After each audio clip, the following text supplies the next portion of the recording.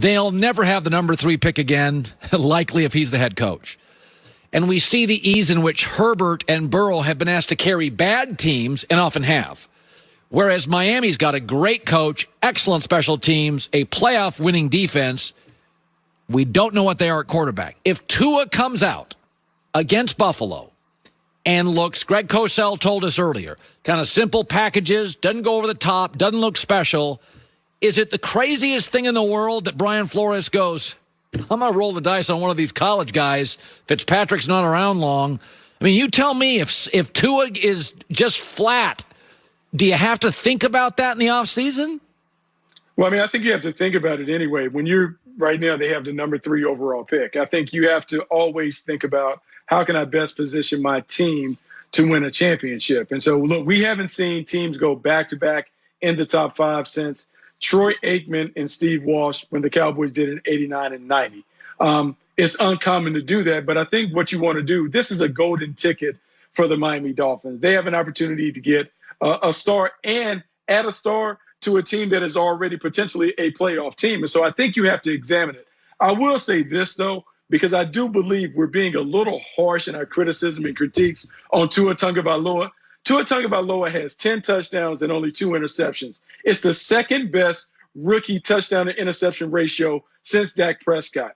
He is one of only 4 quarterbacks with a 750 win percentage and an interception percentage under 2. Tom Brady, Pat Mahomes, and Lamar Jackson are the only other quarterbacks that have done that. So before we beat them up, at the end of the day, the quarterback's job is to win games. Yeah. And he has won the games that he's been in. And I know there's a fascination with Ryan Fitzpatrick and what he's done, but Tua has outperformed Ryan Fitzpatrick in the most important category, and that is not turning the ball over. That's why the Miami Dolphins have been able to win with him, even though you got to consider other quarterbacks. Yeah. So Patrick Mahomes is going to take Week 17 off, and it's interesting. The last 4 quarterbacks to take Week 17 off and have a bye and have that 20 days off, 3 of 4 have lost.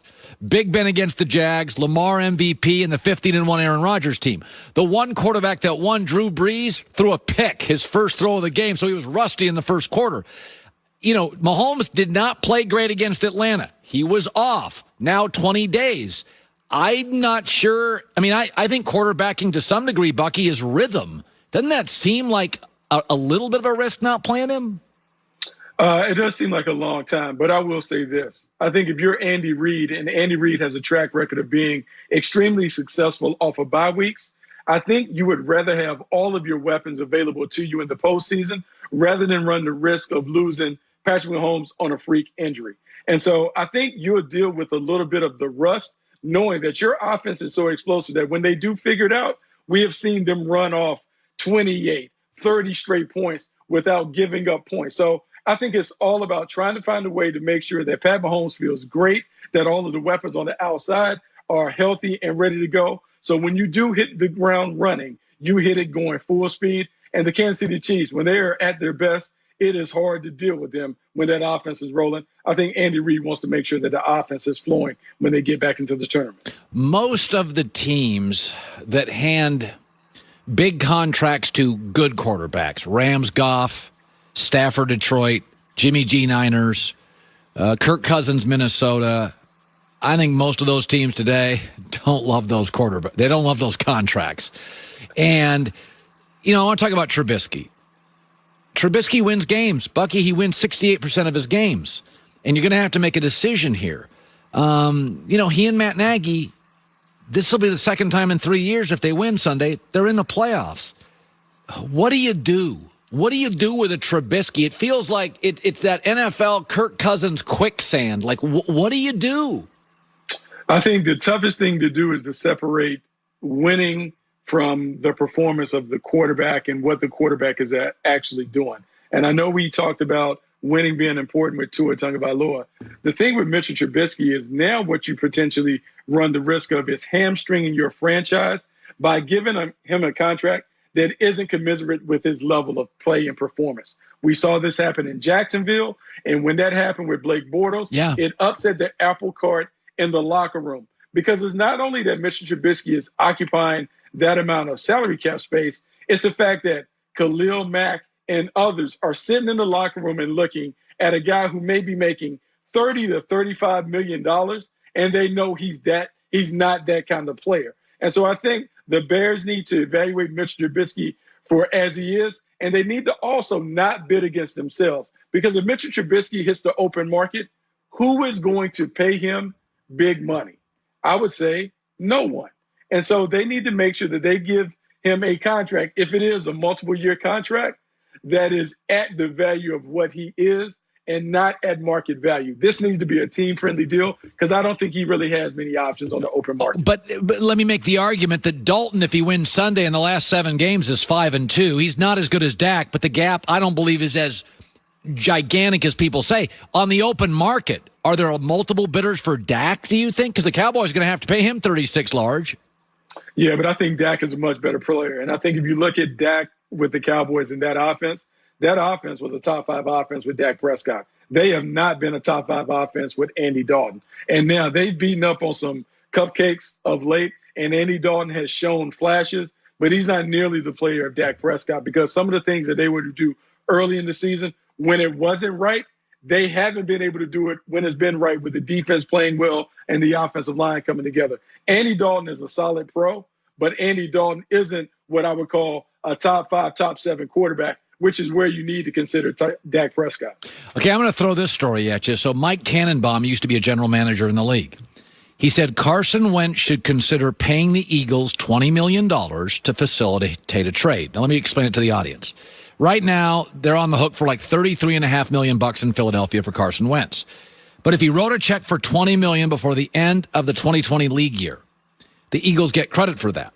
They'd only be a $13 million cap hit. He becomes very tradable. The Colts could make him whole and give him $20 million as a signing bonus, and it would be fine.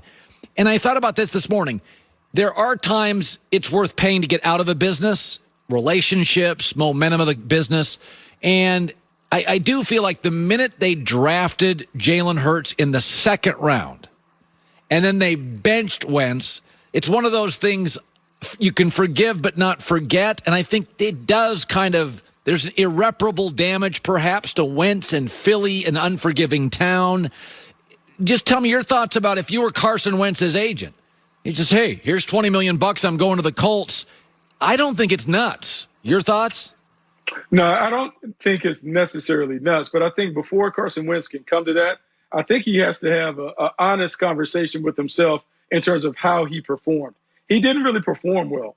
Jalen Hurts has stepped in with the same pieces, and the offense has looked different. Now, he may have too many voices in his ear, and they may have failed him when it comes to coaching and surrounding him with the right things, but Carson Wentz hasn't performed well. And so if he does believe that going to Indianapolis will reunite him with Frank Reich and bring out the best in him, then yes, you can do it. But I do believe before Carson Wentz can become the player that we saw in 2017, he has to be very, very honest with himself and figure out what is wrong, how he can get better, and would it be better to try and improve my game under the tutelage of Frank Reich, who was that offensive coordinator when he played at his best. Finally, I've never seen a college quarterback prospect as inaccurate as Josh Allen and as inaccurate as a rookie and inaccurate his 2nd year. In his 3rd year, he's literally an MVP level player.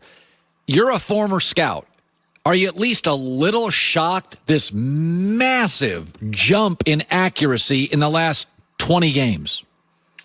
I am absolutely shocked by his progression, but I think what it has done, Colin, I think Josh Allen and Lamar Jackson have changed the way that scouts have to look at quarterbacks. Instead of nitpicking and talking about what quarterbacks can't do, we really need to hone in on their strengths and really imagine what they can do. What the Buffalo Bills have been able to do is to take Josh Allen and to imagine what he could be at his ceiling and put all the pieces around him to enable him to reach that ceiling. Brian Daboll being a creative offensive play caller, surrounding him with talent on the perimeter and Stephon Diggs and Cole Beasley. And then we have to give a lot of credit to Josh Allen. Josh Allen has done the work. And at a time where we're talking about quarterbacks and do you like it or do you love it, Josh Allen has shown to the football world he loves it by the way that he has worked on his game. Hats off to him, standing ovation for him for being what many of us couldn't see. He has been terrific, and the Buffalo